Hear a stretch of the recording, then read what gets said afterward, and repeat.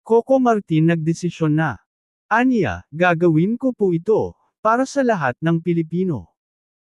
Sa wakas, napilit din ng kanyang team ang teleserye king na si Coco Martin, na gawin ang matagal ng request ng kanyang mga fans at supporters. Nagdadalawang isip kasi ang kapamilya superstar na sumabak sa isang bagong mundo, na hindi niya nakasanayan dahil may agam-agam siya, na baka hindi niya makayanin ang pressure at demand.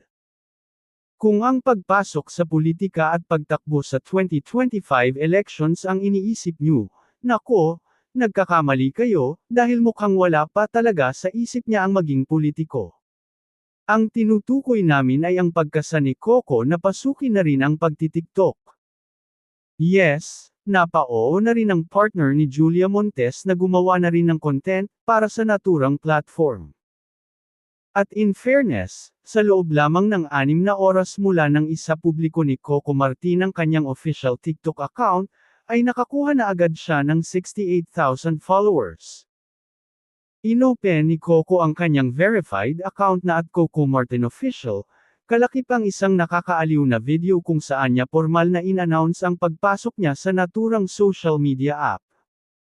Ani Coco, matagal ko pong pinag-isipan ito at ngayon desidido na ako.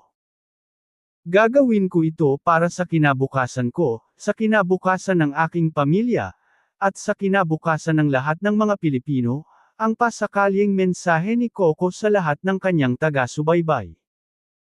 Patuloy pa ng premyadong aktor at lead star ng hit kapamilya action drama series na Batang Quiapo, maraming mga taong kumakausap sa akin, maraming mga taong kumukumbinsi at ngayon desidido na ako.